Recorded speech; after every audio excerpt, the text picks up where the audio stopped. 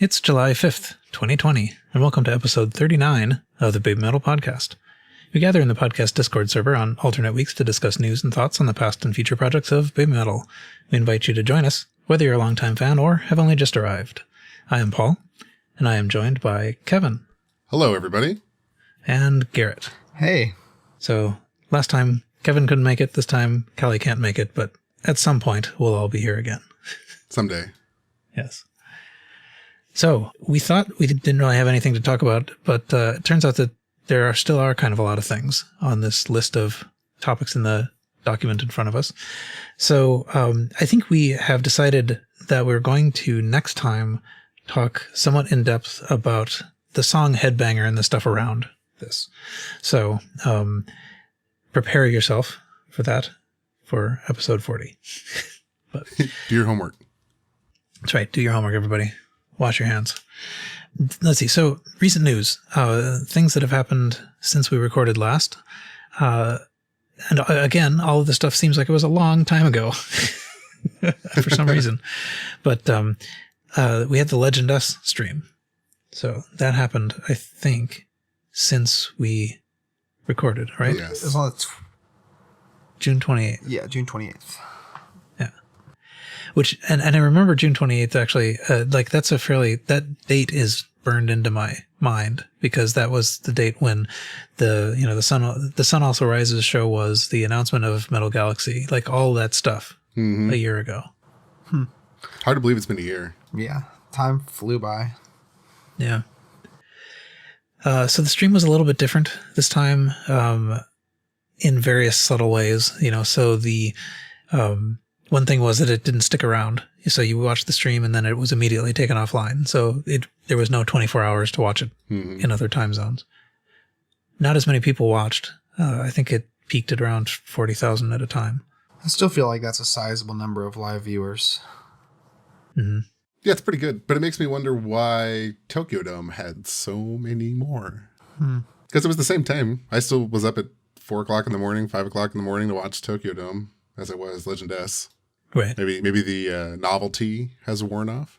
That would be my guess. That the thing about Tokyo Dome was that this was like a super new thing. Like they hadn't done this before. They gave us almost no warning, so that it was just like a big hype. Now this was the third stream, and so people probably are starting to realize, well, the bitrate on the Blu-ray is kind of a lot better.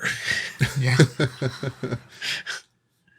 Well, and you didn't have to get up early. You could wake up and watch it in whatever time was convenient for you. Yeah. So, it is kind of fun. There's a fun viewing, like a shared viewing experience that you get.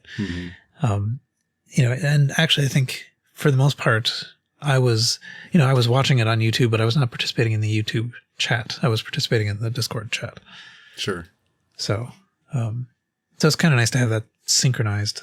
But anyway, yeah. So I'm not sure what that means about like the future in terms of like how many people will watch YouTube streams. But another thing they tried out though, which was new, was that they were sort of accepting contributions through the chat, which I guess is called a super chat. Yeah, chat donations. Wow. So I guess this is something that you can do when you have a kind of like a premiered video like this. Like there's certain videos on YouTube that it can have this, what is designated a super chat. I think a lot of live streamers on YouTube have that feature as well as a way to support the creator. Yeah, usually see it live. Right. But so I had never actually come across this before, but apparently it's existed for a while. But there were some pretty, impressive donations coming through. So people giving, $100 at a time. Yeah, that kind of blew my mind a little bit. Yeah. That's a lot of money just for a premiere of a show you've already watched. The $100 could have bought you a copy of the Blu-ray, couldn't it? Yeah. Well, and they still would have gotten think. the money in one way or another, I guess. But what's kind of crazy about that is you're not really getting anything in return. You're literally just giving the money. Yeah. So, it's a donation, I guess, but... Yeah, so it's sort of expressing support rather than a transaction. I feel less likely to give to like donations to band, like in this example, to like just them re-live streaming a show they've already shown before. That's already released. People have seen. as opposed to new content that's being pushed out to help support them even further. I don't know. I kind of disagree with them even having that turned on, but It kind of makes me wonder where the money goes. Yeah. Because usually when you see this stuff on Twitch or YouTube Live or any of these other platforms, the money goes directly to the content creator. yeah, is this going to Amuse, or is this going to Koba, or is this going to the band, or what's going on? Well, if it's like any other of these platforms, when you take a donation, you set up your bank account directly to the service and whoever owns this YouTube channel. So I kind of wonder where that money goes. Yeah. I mean, it's quite possible that it might be targeted better, coming through the YouTube, than it would, going through the retailer and then Amuse and then whatever. So that's possible. And I mean, I would say, yeah, it's something that we've seen before, except I'm not sure that they've sold 40,000 copies of Legend S, right? So not all of these people will have seen it before. So in some sense, it's still something that wasn't available to the general public and now is briefly. Yeah, I guess you're right in that sense. I gotta stop assuming everybody is as big a fan of me, I guess. Or as us, rather. Yeah. Right. Anyway, yeah, that was interesting. There was also merch. I think I vaguely remember talking about the merch before. Did we not talk about this with the dog collar and stuff that was produced by Submetal? Mm-hmm. Yeah. I didn't order any of it. I almost didn't even wake up to watch the live stream. Oh, you didn't get the doormat? No, absolutely not. I got everything but the doormat. Yeah, I pretty much the same here. I got everything but the doormat. How was the chat with all the logos? Did everybody actually change their icon on YouTube?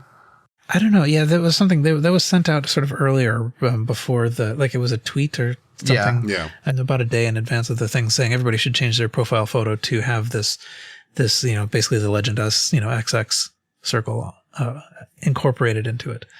Some people did. I found it sort of confusing. I changed mine for probably, the duration of the live stream. I mean, it was really short. But yeah, most people I saw on Twitter did it. Yeah, I saw a lot changed on their Twitter. profile picture for the day. I didn't really participate in anywhere but Twitter. So that's all I can speak to. I changed mine for the day. Yeah, I only did it on Twitter. I didn't do it on Discord, partly because there's a dumb thing about Discord. Let me rant about technology that has nothing to do with the BABYMETAL for a while, but Discord does not separate servers. You have a single account in Discord. All of your servers share the same profile photo. Right. So if I change it in this Discord environment, it changes everywhere, including places that have nothing to do with BABYMETAL, and I have no idea what this is supposed to mean. But anyway, end tag rant. Justified rant.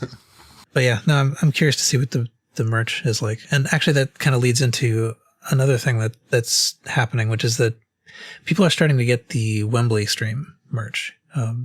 The UK store has been very strange. I think somebody just panicked and, suddenly realized that, oh, geez, we should be sending this stuff out, not realizing that they weren't supposed to be sending it out until July anyway. So they started sending out half orders. They sent out, one of two masks, and some of the shirts have come out, and from what I've seen of the shirts, they're not great. They're missing a color layer. Oh no. Some of the big shirts, they didn't scale the art, so a big shirt winds up looking kind of weird because it has this little rectangle on it. Oh, that's so unfortunate. That's not great. No.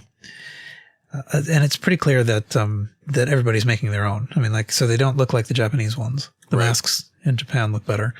And I don't think anybody has gotten anything from the US store. No, but I did get a nice email from the US store. We wanted to reach out and let you know that there was a production delay on your order of the Wembley patch and that it's now expected to ship out at the end of July 2020. Orders will ship complete. Yes. So thanks. It actually kind of sounds like a response to the snafu at the UK store. It's all right, we're not going to send out half orders. We're going to wait till we have everything, and we're going to remake those masks or the patches or whatever. And we're going to send them all at one time. But anyway, so I'm still kind of hopeful that we'll get from the US store, something nice. But I mean, that doesn't help out any of the UK people. Yeah, somebody just put an example of the misprint shirt, and wow, that's no. awful. Yeah, it's like a whole layer of color. It is just literally missing a color layer. Yeah.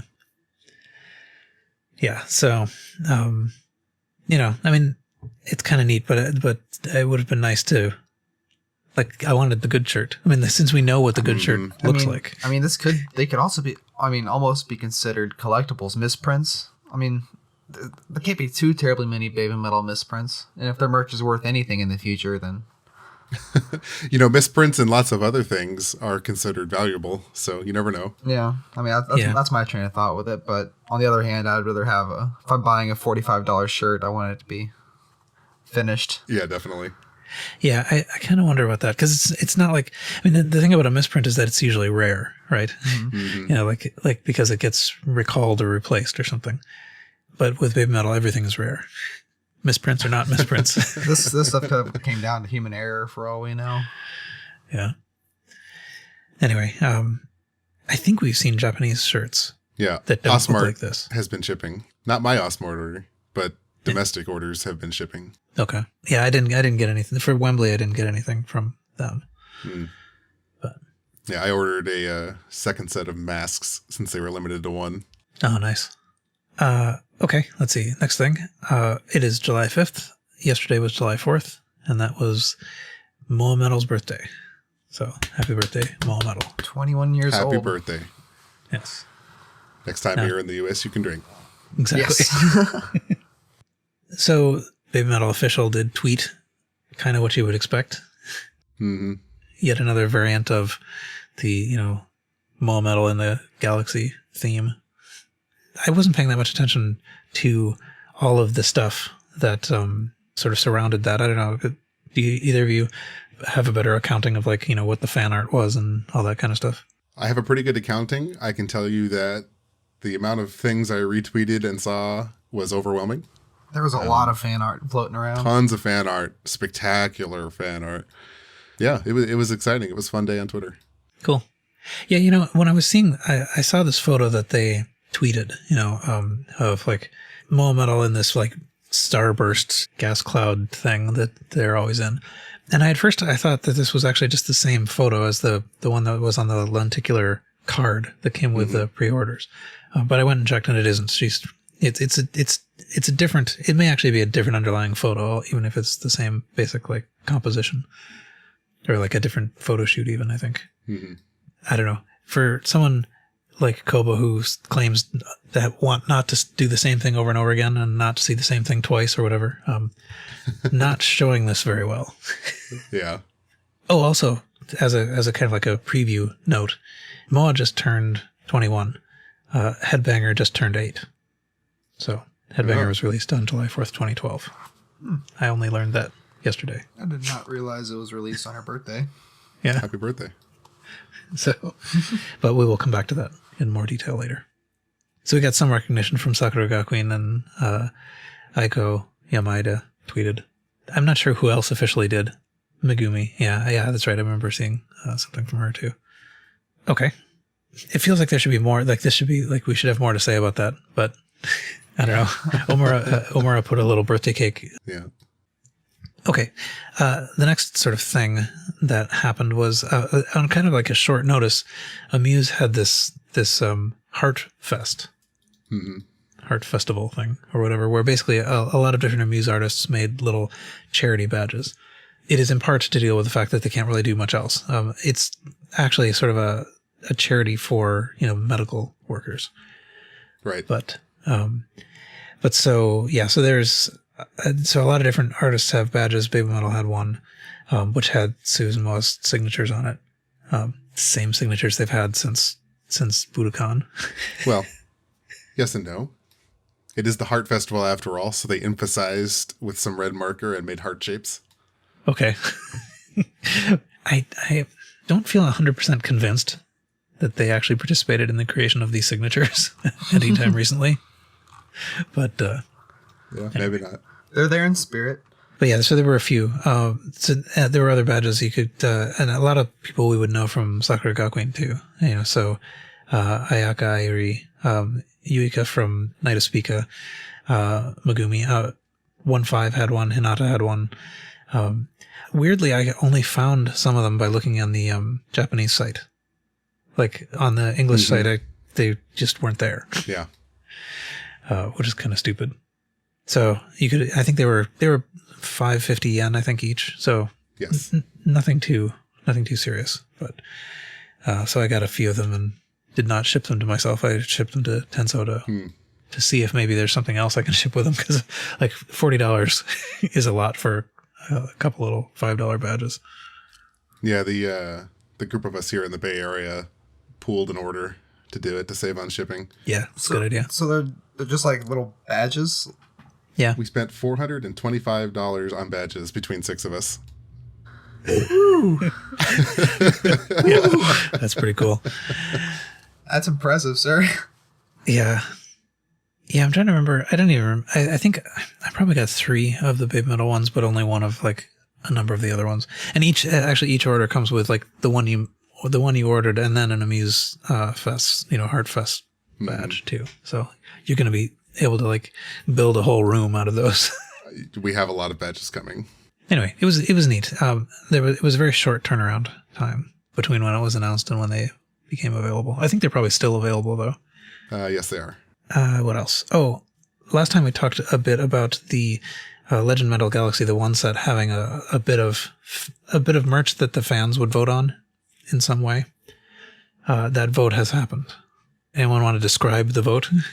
They were voting for between which logo to put on their flag for the one membership, correct? It is a flag, but we didn't know in advance that it was going to be a flag. Okay. By the time we had the vote, we knew it was a flag. Mm-hmm. It's the special merchandise that comes with the one edition of Legend Metal Galaxy. Okay. Yeah. You get to vote on the design that goes on that merchandise, which turns out to be a flag. You had 3 options: the BABYMETAL Crush logo, the Crush logo with the like Metal Galaxy background, Yes, from the tour. Yes. Yeah, it's the same image that's like on the lunchbox, Right, and on everything else. And then the third option was the Koba Baby Bones that said "Stay Metal." Yeah, and the second option was basically the same as the cover, right? I mean, Yeah, with the sun and moon, yeah, flamey star thing. That's the one I voted for. I'll argue that one looks the coolest. It's a little bit tricky. Like I voted also for the middle one, the one that looks like B. the cover. Yeah. Which is B. Yeah, and it's I think in one sense we already have that design because it's the cover, but it's kind of cool to have it on a flag. The Kobametal one that says "Stay Metal." What's interesting about that is it doesn't actually say BABYMETAL on it anywhere. You have to kind of know. Mm-hmm. Yeah, that's the one I voted for. Yeah, and that one might be the coolest because it's differenter, right? It's That's the most why different. I voted for it. But of course, in the fans' infinite wisdom as the collective, we got another Crush logo. Yeah. So thanks for that. I mean, the vote was pretty close. I wonder if they won't just completely throw these off the chopping block and maybe bring them back later as future designs for flags if they ever get the tour again. Well, I think the Stay Metal one might survive. The other one, the one that looks like the cover, probably is that's got a shelf life. Yeah, Stay Metal would be really cool. Yeah, but yeah, I don't know. It's weird. It seems like the obvious thing would be not to choose the thing that has the logo that you have on everything else, because that logo is everywhere. It's on all the CD covers. It's on the lunchbox. I've got way too many things with this on it. But yeah, so the vote was conducted on Twitter only. So it was just a Twitter poll. I find Twitter voting also a little bit confusing because there were 3 options. So the way Twitter lays it out, option A becomes very large, or the only thing you can see, one of the 2. So it could be that the people who just like, oh, if there's something to vote for, I will voted A, because that's what they could see. It's maybe possible. But I mean, like, so the point, I think the point of having a vote at all is fan engagement, right? Mm-hmm. Oh, totally. So there's like a mini little rant, I guess, or something, I guess, that I have about this whole thing, which is that if the point of having a vote is fan engagement, then it had to happen the way it did. Like, you need to engage people beyond the one, because the one are already engaged enough to have bought this thing. So like, it doesn't make any sense to do a vote that's restricted to just the one. If you wanted them to have a choice as to what kind of flag they wanted, they could have made that vote at the point of purchase. You know, they could have said, I want the Blu-ray or I want the DVD. You know, you could say, I want flag B or flag A. Mm-hmm. So, I mean, like, there would be, I've seen a lot of disgruntlement about the idea that like the general peasants get to choose what the chosen one get. You know, but at the same time, like the only reason there is a vote is to like sort of get people involved and invested. Maybe draw them in, saying, "Here, you get to vote, but if you want it, you have to join the one." Yeah, that's also true too. That you might bring a couple people along because they kind of like feel like they participated in a way. Mm-hmm. Yeah, that didn't really bother me. Like, I get it. Yeah, companies have done worse things, so limiting it to the one, sure, but it's just marketing. Who cares? Well, and the other thing is, like, when have we ever had a choice like this anyway? I mean, like, normally they would have just given us the flag that looks like everything else. In fact, they probably they may well have already printed it, just had a bunch of robots, you know, voting for A. they had a botnet to ensure A. Yeah. And hey, if it gets more people to join the one or brings new fans in, I think that's worth their vote counting just as much as mine, even though they didn't buy it. Yeah, for sure. Yeah, and I mean, I am hoping that it did, you know, bring attention. So, okay, let's see. Another thing that was really cool, and unfortunately, we were told in advance that Toby's not going to be here, but we had Gilbert Gottfried talking about our podcast. That's so cool. My jaw dropped. Really cool. I had just got done spending 5 hours on the river with my girlfriend and friends fishing, and we got back in the car, and I got on Twitter for a second and saw that. I'm like, yo, look at this. You're not cooler than Mikey Chan. Yeah. It is kind of surreal to have, you know, this person whose voice, you know, and is famous, saying your name, saying BABYMETAL, talking about Bird Chan. Yeah. I'm like, why? I'm trying my best to minimalize his presence here. Yeah. So good. Yeah. But anyway, that was very, very cool. Thank you for that, Toby. Yes, thank you. But just in case people didn't already see this, what this is basically on Cameo.com, Toby basically gave text to Gilbert Gottfried to read about the podcast. And so, you know, thanked us each by name and, you know, and encouraged people to listen to it. Mm-hmm. And we might actually embed some of that in the feed that goes out, you know, so people who are listening to this not in the chat room may hear a bit of it. Mm-hmm. In case you don't know who this is the he's well known to me for at least for a long time being a part of an insurance ad, the Aflac duck or whatever. But and I think somebody said Iago in Aladdin. The parrot in Aladdin. Yeah. So I got to be honest, if you don't recognize the guy's voice, you're either less than 10-year-old or grew up under a rock. He's probably got the most recognizable voice in the history of humanity. Yeah. He actually has a pretty interesting podcast too. It's you know, the intersection of interests with the one that I'm talking on right now is probably not super high, but I mean, it's basically about kind of like old Hollywood and comedy and stuff like that. You know, he interviews a lot of famous people, and it's a little bit it's a little not safe for work here and there, but I listen to it a fair amount, so it's extra weird to hear him talking about, you know, something that I'm participating in. Mm-hmm. Oh, it would be weird for you, I guess. Yeah. See, I completely forgotten about his existence. I knew his name and voice and what he'd done, but I forgot he even existed, and this came out. It's like, imagine listening to this podcast, and then all of a sudden that coming out would be incredible. Yeah. Well, who knows? Actually, maybe he's listening now. Oh, that'd be. well, hello, Gilbert. Yeah. Hi, this is Gilbert Gottfried, and I want to give a shout out to Paul, Kevin, Garrett, Callie, and Birdchan, telling them what a wonderful job they all do with their BABYMETAL podcast. And this is Gilbert Gottfried saying, all baby metal fans, if you aren't listening to it yet, the Baby Metal Podcast, start doing it now. Anyway, yeah, so that was cool. We appreciate that greatly. It was unexpected and very, very flattering and interesting. Mm-hmm. Okay. We're sort of going through news items, and we do usually try to keep this sort of interesting to people listening in the distant future. I'm not sure we're doing a very good job of that right now. This is mostly just recent news, but that's okay. There's a fair amount to talk about. Basically, there's one last large thing that kind of just happened in the context of us recording. And that's the thing that was going to kind of connect with us discussing Headbanger.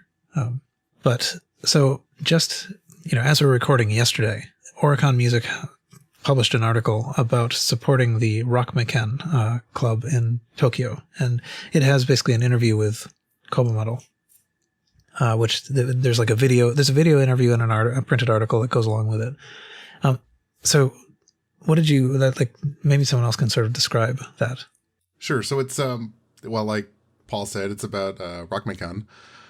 It's the first venue Baby Metal played in, and they kind of just talked about that. They brought up some memories, kind of reflected on the history of the venue and how it's been huge to the music scene in Japan.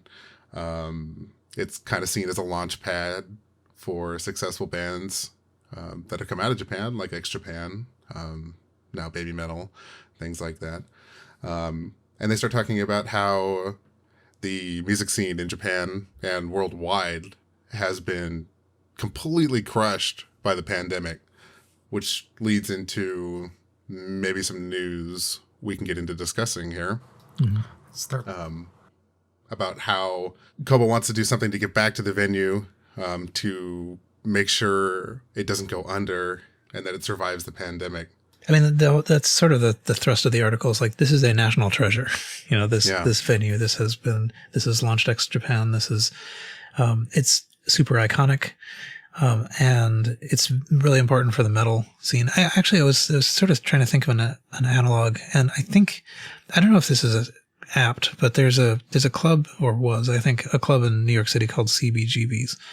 That was basically like the launching point for a lot of punk music. And I think it has the same kind of feel to me, that it's like, it's the sort of like the venue you have to play at if you're in metal, or, and CBGB would be like the venue you have to play at if you're like punk. Okay. I feel that. So, it does seem like you really want to save this. I was not myself really aware of this place, or its significance until this article. Yeah, same. We've seen a little bit of this because there was some of the show that Baby Metal played there first, is recorded it's like documented. We have some DVD footage of it. A couple of songs from that. That was the Legend Corset Festival. I think we'll talk about the Legend Corset Festival in its own chunk a little bit later. But they went back for an NHK documentary in 2016. So there's this kind of neat little, it's a short video. I'm sure everybody's seen this, but if you haven't, go try to find it. But where they're in their 2016 costumes, and they're sort of going down the stairs into this venue and recreating a photo that they took, and just sort of like marveling at this little space. But it's a little space. It is a really little space. You really see that in the documentary. Capacity is 250. That's not a lot of people. No. At least in the documentary, they said that there were only 150 people at the first Baby Metal show. Although they also said they weren't sure if they were going to fit, so I don't know. But it's, at any rate, it's nothing like Tokyo Dome size. Yeah, I saw Bandmade in a venue of similar size here in San Francisco, and the thought of seeing Baby Metal there blows my mind because of the size. But imagine if you had, so you can, we have this video of their first performance of Headbanger and whatever it is, Uki Midnight, I guess. And they're on a stage and they're in front of like Marshall stacks and a coffin and stuff. But it's just them on the stage, and they're little, like littler than now. Oh yeah. If you imagine also having like 2 guitars and a drum kit and a bass player, and just like larger people. They're all going to have to just be standing there. Yeah. There's no room to move. No room to move. So I don't know. Anyway, but yeah, it's sort of it's iconic in that way because it was their first solo show, that they played there. So anyway, that's part of how Kobametal got involved in this. Like, that it really is the place you could point to that BABYMETAL launched from. Yeah. So essentially, this article is announcing a project that Koba is working on with this Rokumeikan venue. I don't know if announcing a project is the right word. Well, it's announcing thinking about a project. Yes. This title, I think that word is very important. Also seems to start a project. Yeah, I mean, I would say there is a project. We just don't know, and I don't think, know what form it takes yet. Mm-hmm. So the project is to figure out something. But I mean, essentially the project is to bring BABYMETAL's power to bear on saving the venue. The Kobametal is quoted in this article as saying we're talking about what to do under the name on the theme of Stay Metal, and that it was originally from Judas Priest, Rob Halford, that they stole the phrase Stay Metal from. I did not know that before reading this article. No, I didn't either, actually, that was a Halfordism. Yeah, I had no clue. So we're beating around the bush a little bit. Let's go into what's got Twitter and the fan base in a tizzy, I suppose. Talking about what they could do to help the venue. Koba mentions that it's, the 10th anniversary of BABYMETAL. The interviewer says, I think it's important to continue, not just to provide temporary support. Kobametal, and mind you, this is machine translation. This is not a human translation. This is what we have. Yes, that's true. Since this year is the 10th anniversary of BABYMETAL's formation, I'm thinking of a project called Rokumeikan 10 Days. It's hard to go back to the pre-corona situation, and the spread of infection must be reliably prevented for sure. So it's hard to say whether it's better to have no audience or what the best form of distribution is. This is an opportunity to change the way we think and challenge what we can do in the midst of it and what we couldn't do before. In any case, I think it's important not only for artists, management, and live houses, but also for fans to work together. Yep. Yeah, and I think you quoted just the right part. I mean, like, the article kind of goes on a little bit to talk about the value of being there live versus being there, over a stream or something like that, and the importance of the connection between the artists and the fans that you get from a live venue that you don't necessarily easily get the same way from a stream and that kind of stuff. But I think it's pretty clear in that part that they're thinking about it. What they're saying is, like, they would like to do something, and they understand what the sort of boundary conditions are, and they're working on it. And, they have a name for they have this idea that something could span 10 days. Right. Yeah. So that's really what's everybody's attaching to, right? This 10-day thing at Rokumeikan. Obviously the first place everybody goes to in their head is concerts. Right. I think that's certainly a possibility, but I think it's also to kind of temper your expectations a little bit, because it may not be concerts. If it is, depending on when they decide to do something, currently all these venues have to operate at 50% capacity. So 250 divided by 2, 125. So good luck getting a ticket over 10 days if there's only 1,250 tickets. Yeah. But it may not be shows. Right. It could be 10 days of exclusive t-shirts just to raise money. Who knows? It could be 10 days of streamed stuff. Or interviews, or interviews. Or it could be a little festival. It could be maybe BABYMETAL headlining the 10th day of a streamed show, and they're going to try and get like X Japan and other groups that have launched out of this venue to participate. Yeah. And I think there probably is some reason to think that they would try to do at least some things from the venue, just because it is kind of like venue centric. But Yeah. at the same time, I mean, like, it's you can't put on Legend Metal Galaxy in this venue. No, definitely not. You could fit a corner of one of the screens. That's kind of crazy to think about, actually. This venue works out to probably like 1/40th the size of the screen at Legend Metal Galaxy. Yeah. It's funny. So my guess is that this is not going to be hard to get access to. I mean, like, it might be hard to impossible to actually be physically in the room because they may not have anybody in physically in the room. Mm-hmm. But this is the 10th anniversary, and I think my impression has been that Koba takes this very seriously. He's proud of it, and he's proud of the international attention that they get, and he's not going to make it impossible for the international audiences to see what they did. Yeah. And there's also, I mean, another kind of running, I don't know, theme or concern that I see is like people kind of say, well, if they're, I hate to have them cancel the big concert that we believe they were going to have, and move it to later. I guess the thing I keep thinking is that Legend Metal Galaxy wasn't going to be the last concert. So there's going to be another concert, and whether it happens to be on October 10th or not, like, we want them to do something on October 10th, and we think a big concert is pretty much off the table. I mean, like, there's no way to get from right now to October where the world is safe for one of these things. So I'd rather them not skip the date. I mean, the date's important. It's, it's kind of their birthday, they can have a big celebratory concert later. That'll be fine. But I would love to have it be like a little Comic-Con panel or something, I don't need to necessarily see the one played again. Mm-hmm. But yeah, it'll be interesting. I'm kind of curious to see where this goes. I'd like to see some like more interviews that maybe they actually come clean about what it's like to be a band for them and talk about it more. Now, Well, I don't think that'll ever happen. Well, I lean towards it happening because they can't really do it anymore.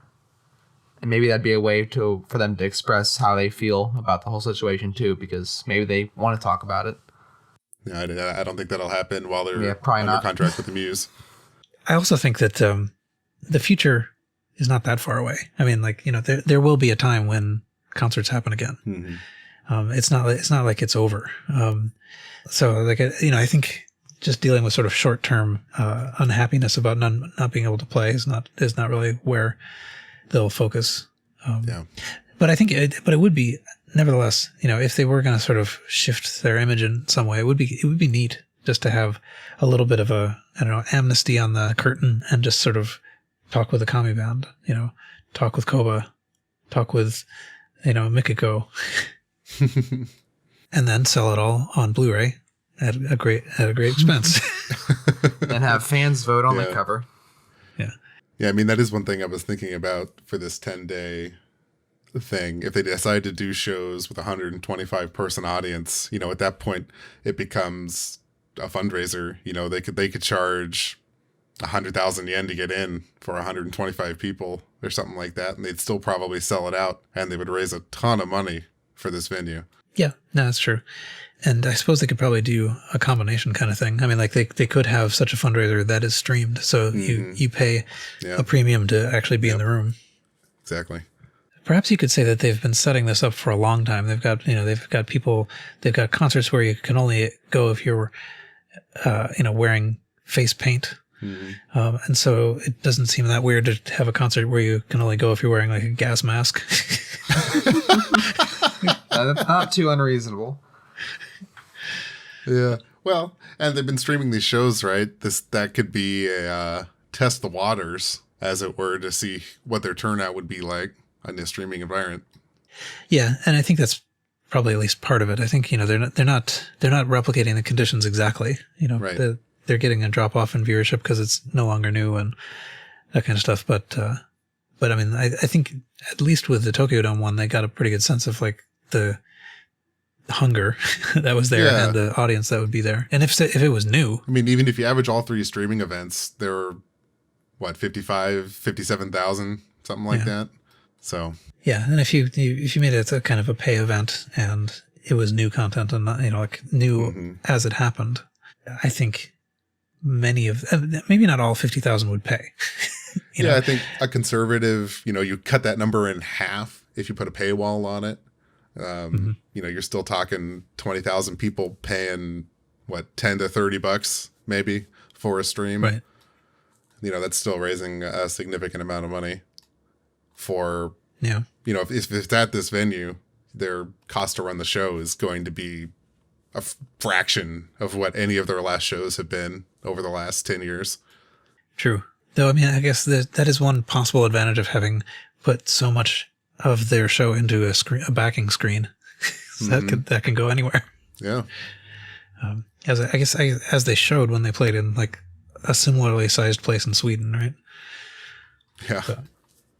I mean, hell, at this place, they could put a 65-inch TV and cover the whole stage. That's hilarious.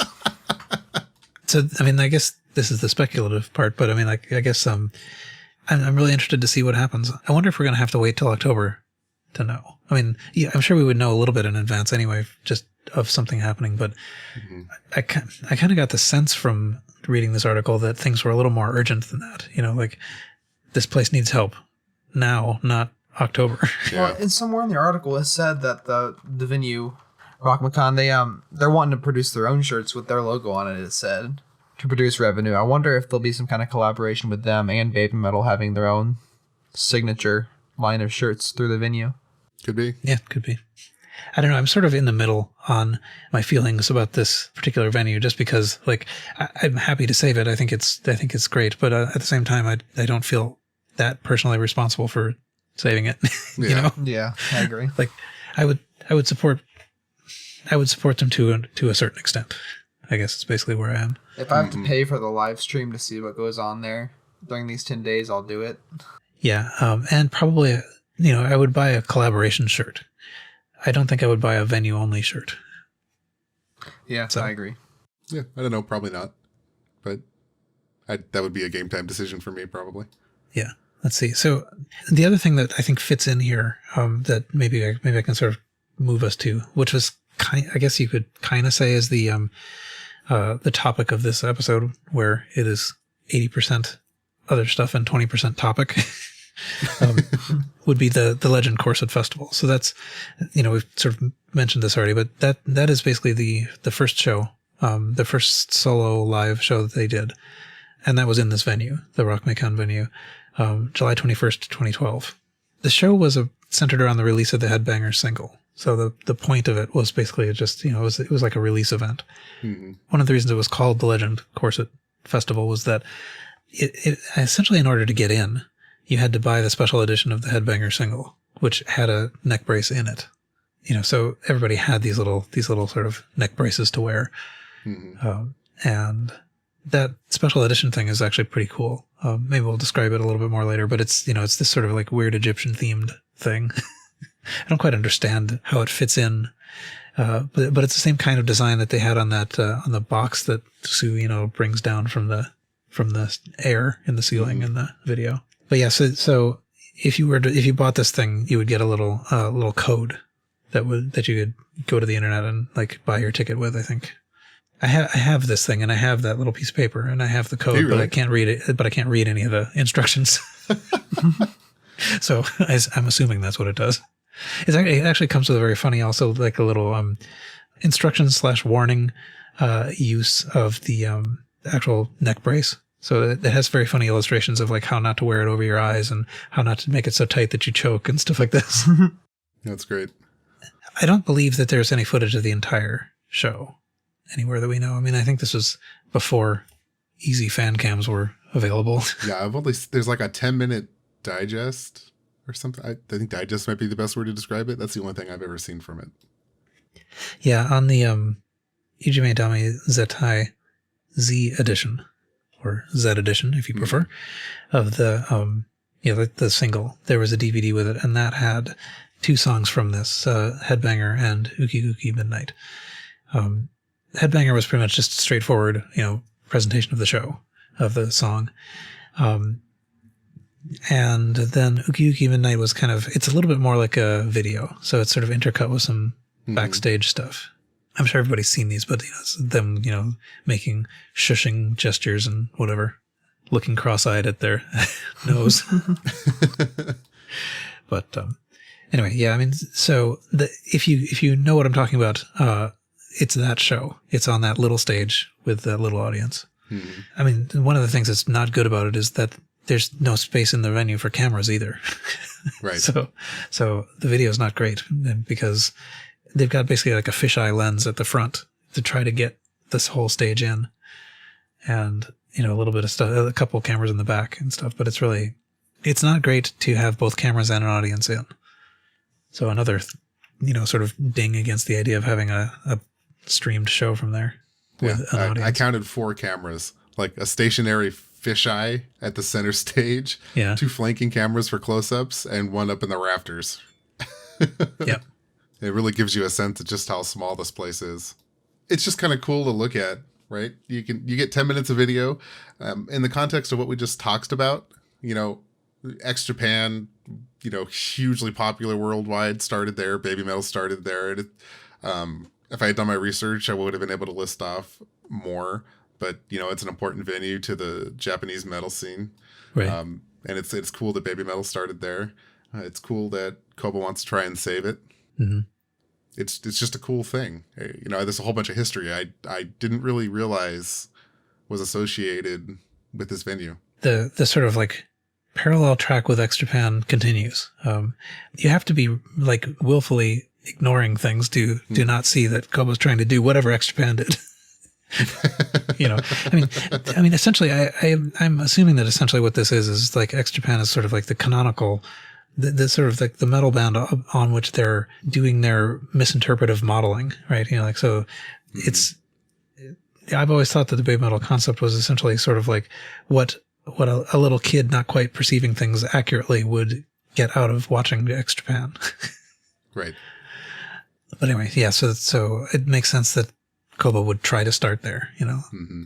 because it's part of the joke in a way. And the neck brace itself actually also comes from X Japan. So I think I sort of knew this, but the Yoshiki, the drummer in X Japan, actually had to have neck surgery, because his neck was in such bad shape. And so he would after the neck surgery, appeared in public with a neck brace and started saying about how, headbanging is actually kind of dangerous. But so that's I think what the neck brace is about. It's sort of like it's a acknowledgement of that. Actually, there's another thing about the performance, the Legend Corset Festival performance of Headbanger was that, first of all, there's lots of glow sticks because this is, very SG era. Yeah. It's all, the stage is kind of set up in a way that a little bit like the video would be with like, Marshall stacks and a coffin and stuff. But one thing that's kind of interesting is that the neck brace, the corset, was sort of held aloft, by Sue and then thrown out into the audience. And this audience was close. So someone has that. Yeah. Oh, and the other thing I thought was kind of interesting is that the audience even knew to yell, Kiero. So this was the release event for that single, and they knew it well enough. I mean, obviously they had to have bought this thing in order to get in, so they had access to it. But they knew what to do. I mean, I remember some people chanting the callouts in Distortion whenever that first came out, too. Yeah, and people, had like 28 hours to prepare. Yeah, more than enough time. Unclear of the timeline. They have played Headbanger at a Sakuga Gakuen concert. It up here. Okay, so I'm looking at the Setlist FM 2012 listing. And July 21st, they played it at Rokumeikan, which is the thing we're talking about.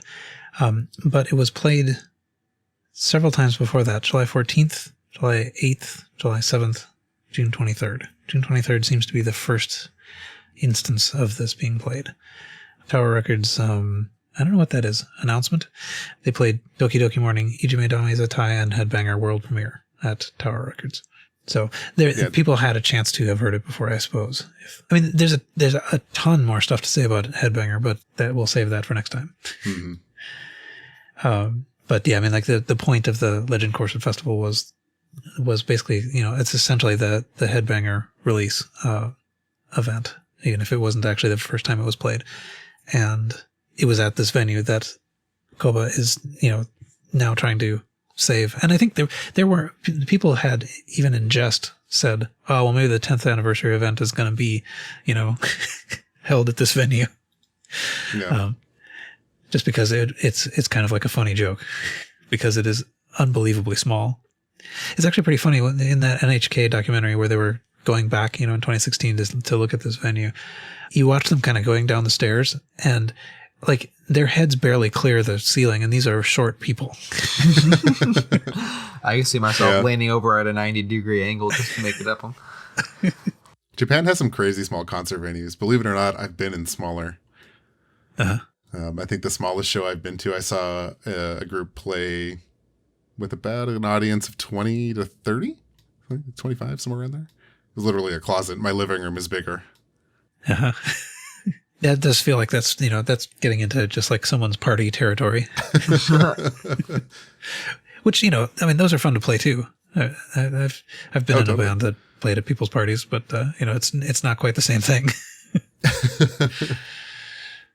In that documentary, when they went back, they also they went up on the stage. It's kind of neat to see that documentary because you really do see the venue a little better than you could in the DVD digest. Mm-hmm. So they all three got up on the stage, and then Moa crouched down, to simulate the way she could see back at the time when that first concert was.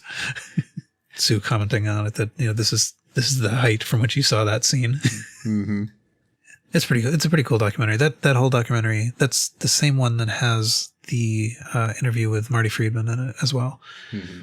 So, I guess that's basically it. We have some connection now to this venue that's going to be somehow integrated into the 10th anniversary event, even though it's not clear to me that the entire 10th anniversary event will be around this venue, but there's some kind of connection around them turning 10 that goes with this venue, and 10 days, and stay metal as themes.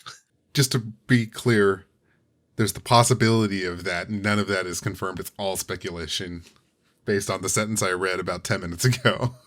Oh, yeah. No, I don't think I said anything that was committing to anything. No, I don't think it's connected to the venue, but it may not be a show at the venue. But I think it's worth saying again. Yeah, no, I think there are definitely people who see one word in the sentence and decide that there is a concert and and they are going to book their tickets now. Yes. We don't know what the 10 days are. In fact, we don't even know. Maybe the 10 days start in August.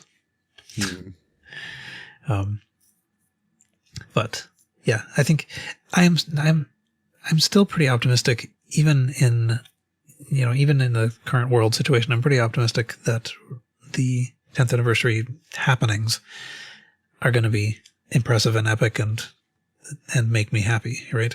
Yeah. Mm-hmm. It might just need to happen on the 11th anniversary. Well, there may be something else that happens on the 11th anniversary that's also cool. First anniversary of the 10th anniversary. That's right. I think that's exactly what we need. But I don't think that they're going to let date go by. I think it's going to be acknowledged in a way that they can acknowledge it. So even if they can't do anything live, they can release things. They can, it's possible to digitally master stuff. You said these 10 days could be in August, but I feel like it's too possible for 10 days to be just the 1st through the 10th of October. Mm-hmm. Yeah, that seems like it would be fairly good hype building. That's my premeditated guess, is these 10 days are the first 10 days of October. Yeah, it'd be like a countdown. Yeah. Hopefully something. To a tweet. Yeah, get a tweet. To a towel. A flag with a design that nobody votes for. Yeah. The one voter for this one. Yeah, it'll be interesting. Not very long to wait either. No. This year's flying speeding by. All right. Well, okay. So next time, prepare yourselves, everybody, for the discussion of Headbanger. We'll do the same thing we did before, I think, with talking through the lyrics and talking through the video and the commentary, and maybe a little bit more about the releases and stuff like that. I think it's possible that one is not as deep as some of the other ones, but nevertheless, there's a fair amount to talk about. Yeah. Mm-hmm. So that's it for this episode. You can join us on the Baby Metal Podcast Discord to continue the conversation. Rating the podcast on whatever platform you listen on will help people find it, so please do that. We'll be back here in about 2 weeks. We hope you'll join us then. And until then, see you.